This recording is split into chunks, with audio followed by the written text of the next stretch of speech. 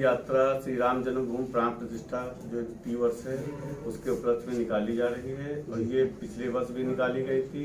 और यहाँ इंटीग्रल हमारे कार्यालय से लेकर के हनुमान सेतु हनुमान जी के मंदिर पर जाएगी, वहाँ हनुमान चालीसा का पाठ करके समापन होगा।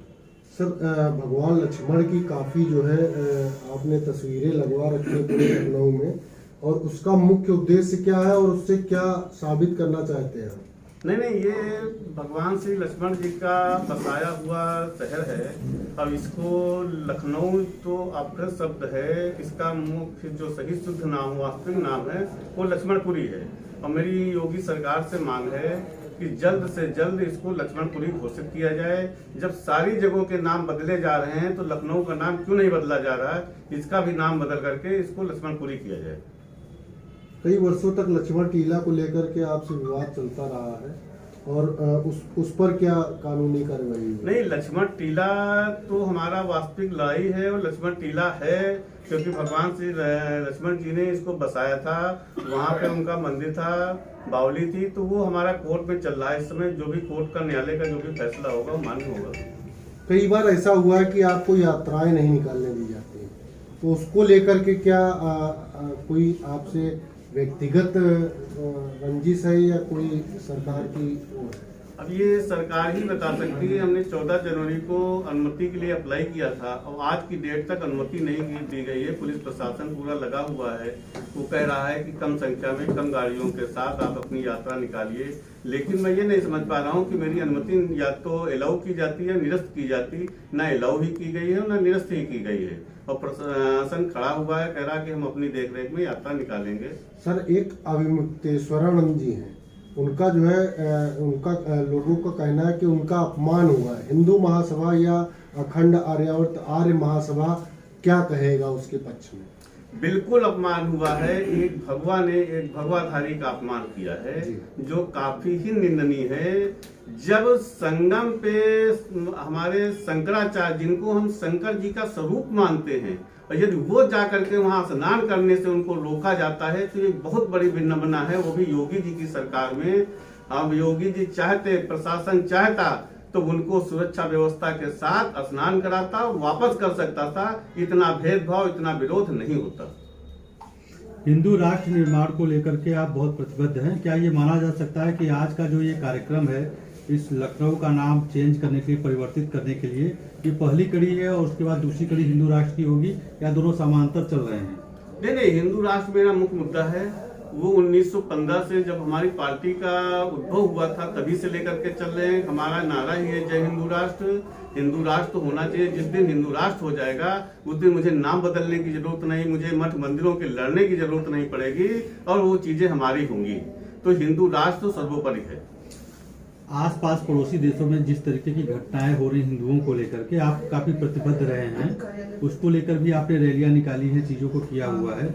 क्या आपको लगता है कि भारत में भी ऐसी स्थिति आ सकती है अगर हिंदू राष्ट्र घोषित नहीं किया गया तो? बिल्कुल आएगी। जब आप बताइए कि हमको लगभग 50 से 60 साल आजादी के हो गए और आज तक हम मथुरा श्री कृष्ण जन्मभूमि नहीं जा पा रहे हैं। ज्ञान वापी का जो मेरा मुख्य मंदिर है विश्वेश्वर नाथ का, वहाँ नहीं जा पा रहे हैं। हम छोटे छोटे मठ मंदिरों के लिए लड़ रहे हैं कि मुझे उनका अधिकार मिले, मुझे पूजा करने की अनुमति मिले। ये कब होगा? क्या हम पाकिस्तान में जी रहे हैं? ये हिंदुस्तान है, हिंदुओं का देश है। यहाँ पे मुझे पूजा करने की, दर्शन करने की, किसी से अनुमति लेने की आवश्यकता नहीं है। उत्तर प्रदेश सरकार और केंद्र सरकार दोनों हिंदू विचारधारा पे एक तरीके से कहिए तो कब्जा कर चुकी हैं।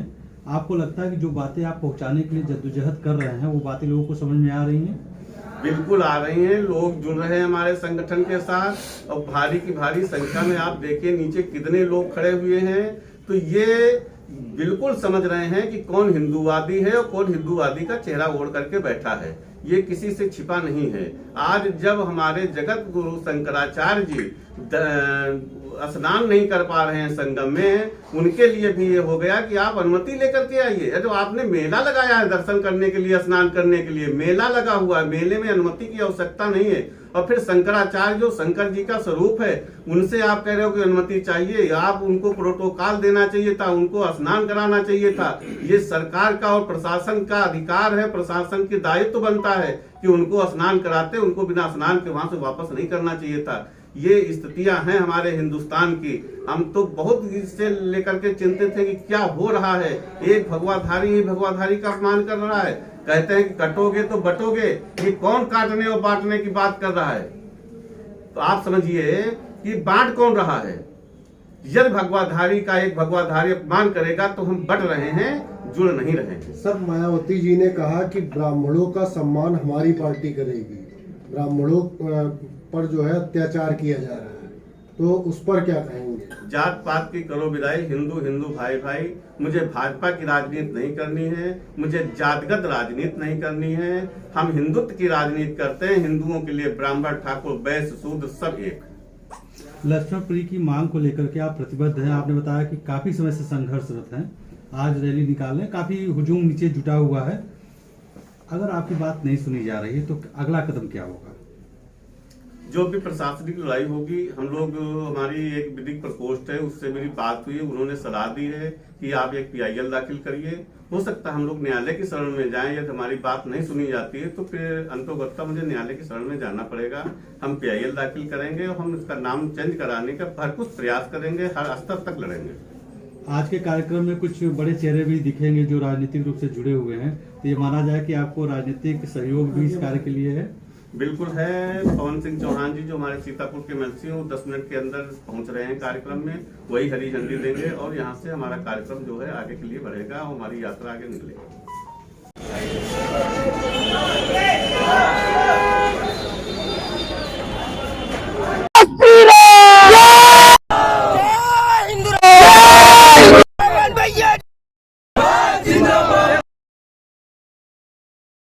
सर, आज सनातन धर्म का सबसे बड़ा सपना 22 जनवरी को पूरा हुआ था, आज उसकी दूसरी वर्षगांठ मना रहे हैं, क्या कुछ कहेंगे? मैं कहना चाहूँगा सनातन को जीवित रखने, सनातन को बना रखने के लिए हमारे जितने हिंदू धर्म जितने भी अनुयायी हैं, मैं सभी को प्रणाम वंदन अभिनंदन करता हूँ। और ये हिंदू संगठन है, और हमारे ऋषि भाई, हमारे अंशुमान जी है, ये सभी जितने भी उत्कर्ष गुप्ता जी हैं, प्रकाश जायसवाल जी हैं, अंशुमान त्रिवेदी जी हैं, रोहित त्रिवेदी जी हैं, शोभित यादव जी हैं, तो जितने भी हमारे ये बंटी सिंह चौहान जी हैं, पीयूष श्रीवास्तव हैं, यश मौर्य जी हैं, हाँ देख रहे हैं तो सभी लोगों का, भाई हमारे साहिल गुप्ता भी है, तो ये सब लोग मिलकर के आज पूरा हिंदू संगठन को कैसे जागृत किया जाए, कैसे जागरूक किया जाए। और उस हिंदू संगठन जो हमारा आज 500 साल का पुराना आज पूरा हुई है, आज उस राम मंदिर की जो वर्षगांठ हम लोग मना रहे हैं शानदार तरीके से। भाई हमारे ऋषि त्रिवेदी जी और ये सब लोग मिल करके, मुझको लगता है सनातन इससे भी रहेगा जब हम हिंदू जागरूक होंगे और संगठित रहेंगे और लगातार इस पर हिंदू के लिए काम करते रहेंगे।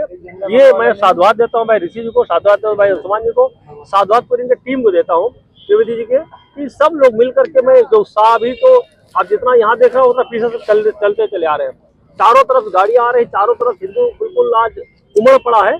और हमारा हिंदू संगठन में निश्चित जान लीजिएगा कि जहाँ सनातन है, जहाँ हिंदू है, वहीं पर धर्म है, और जब धर्म होता है वहीं पर हम सकारात्मक भाव से जिंदगी जीते हैं, विचार अच्छे होते हैं। वहाँ की, अब आपने देखा हो यज्ञ की हमारे जो सबसे बड़ी होती है वो पर्यावरण के दृष्टि अच्छा रहता है, हम संस्कारित होते हैं, इसलिए हम कभी भी अपराध से, भ्रष्टाचार से, आतताइयों से, इनसे दूर रहते हैं। ये हमारे हिंदू धर्म की महाराज जी लोग हैं, आप लोगों का आशीर्वाद बना रहता है, तो ये निश्चित है कि इनके आशीर्वाद से ये हिंदू संगठन, हिंदू सनातन हमेशा इसी तरह उत्थान पर रहेगा।